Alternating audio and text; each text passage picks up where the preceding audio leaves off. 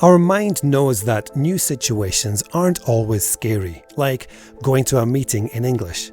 But sometimes we still feel afraid.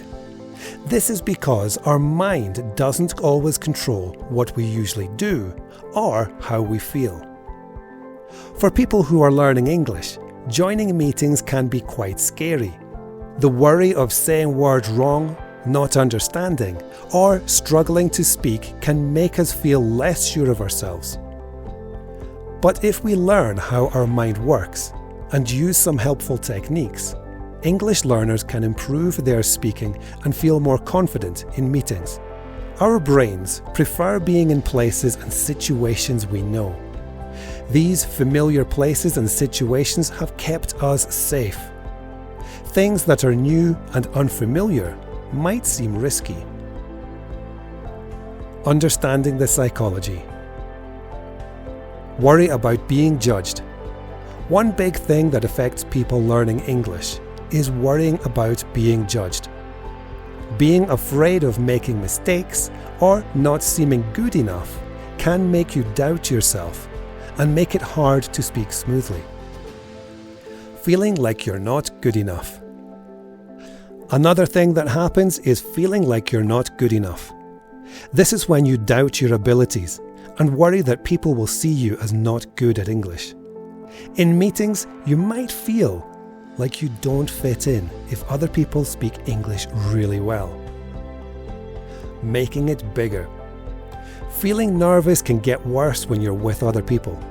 And when you're expected to talk quickly in a conversation, it can make the nervous feeling even bigger. People are naturally social, and our brains care a lot about how others see us. When we're in a social situation like a meeting, we might worry about people not liking us, saying bad things about us, or thinking we're not good enough, and this can make us feel more anxious. Even though our brains have developed a lot, they still have some old parts that helped our ancestors survive.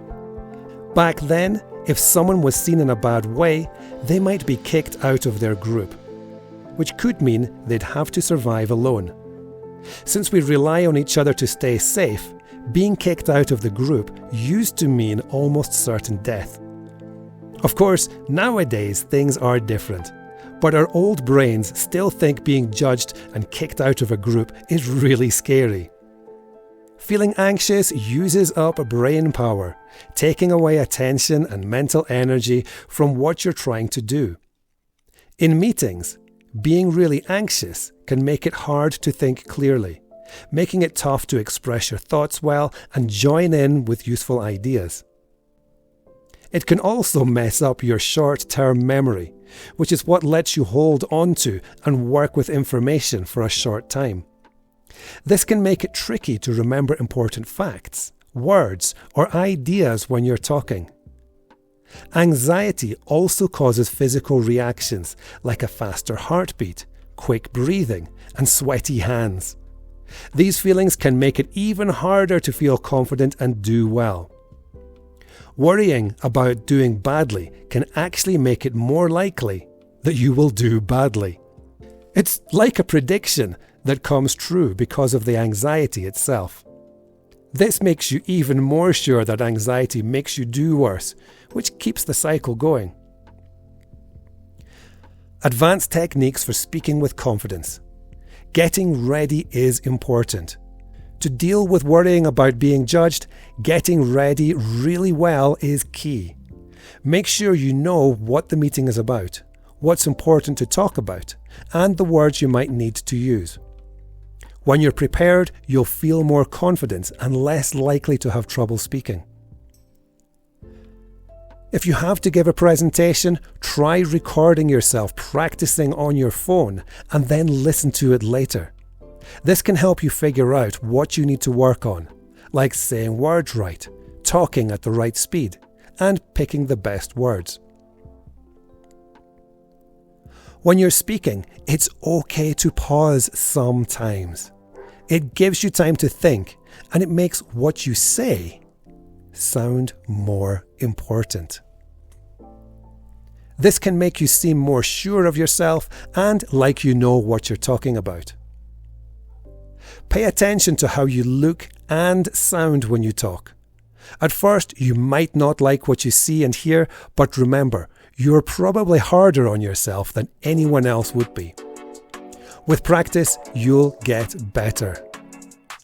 To stay motivated, aim for progress. Don't aim for perfection. Changing your thinking. To fight feeling like you're not good enough, start by recognizing all the things you have accomplished and appreciating your own way of seeing things. Question thoughts that have made you feel bad and nervous.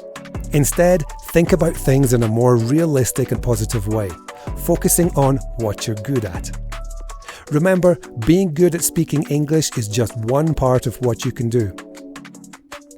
When you talk to people at work who speak English as their first language, think about this. They might not speak any other language besides English. So, the fact that you can speak another language is really impressive. And they probably think it's brave of you to do your job in a language that's not your first. Using your body. You've probably heard that how we feel inside is connected to how your body is outside. When we feel good, our heart beats normally, we breathe calmly and we stand up straight.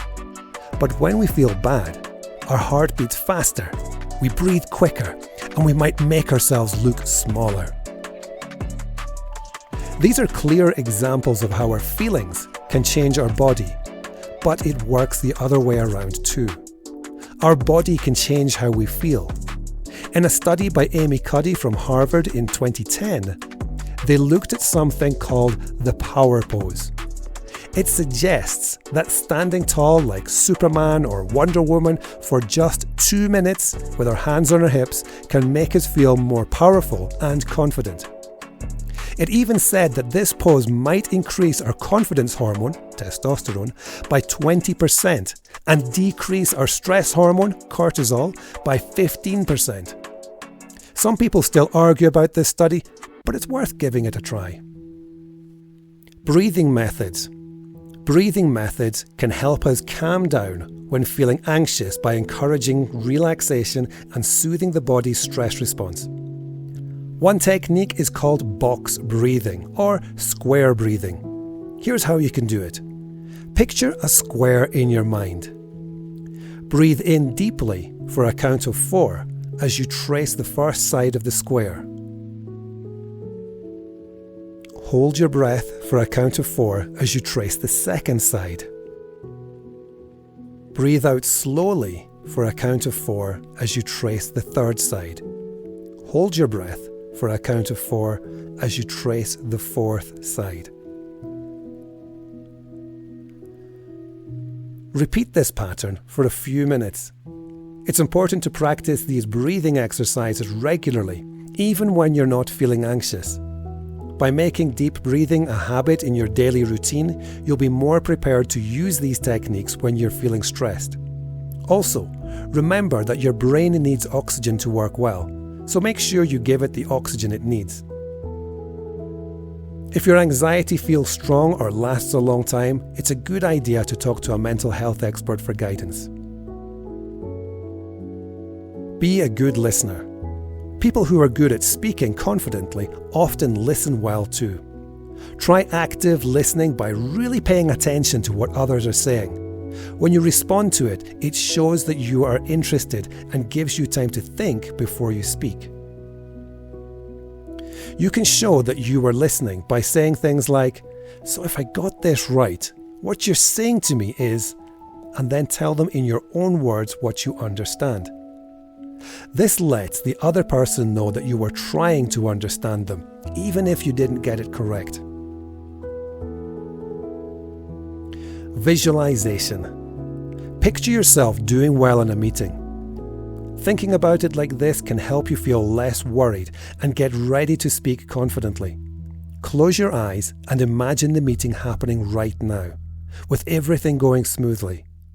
Your mind can't always tell what's real and what you imagine. So when you imagine things going well and pretend it's happening right now, it helps your mind to get used to it.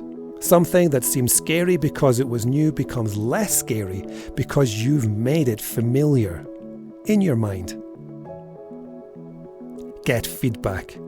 If you want to improve your English, ask colleagues or mentors who speak English fluently for their thoughts. Their helpful comments can give you good ideas on how to get better. Like my mentor always told me, feedback is the breakfast for winners.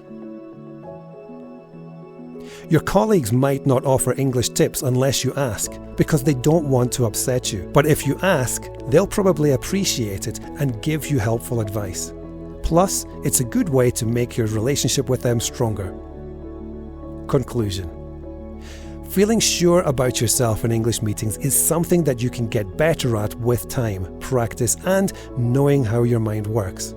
By understanding what's happening in your mind and trying new techniques, people who aren't native English speakers can speak up in discussion confidently, share their thoughts, and leave a good impression. Just remember, language is a way to connect, not something that stops you. If you keep working at it, you'll become really good at speaking English confidently in any meeting. We often feel scared of things we're not used to. But if we regularly try things that are a bit outside our comfort zone, those things start feeling normal and we get more comfortable with them. Welcome to Unlock Your Potential, a course for English learners designed for driven professionals with at least an A2 level of English.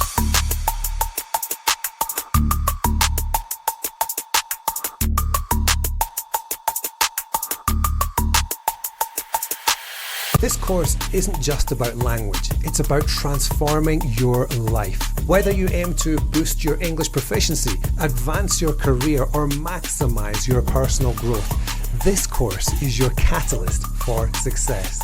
Dive into 9 chapters packed with interactive quizzes, engaging videos, and valuable insights.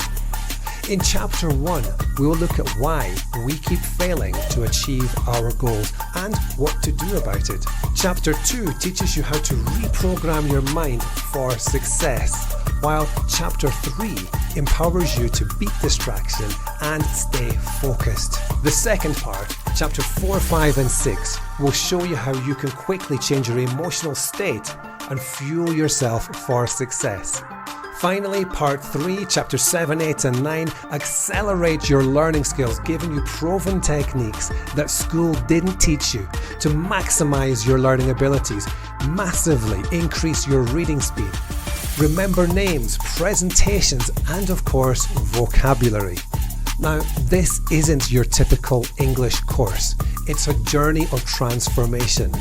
Learn to set and achieve goals, stay focused, and maximize your potential. Don't just learn English, live English. Enroll now and embark on your path to success.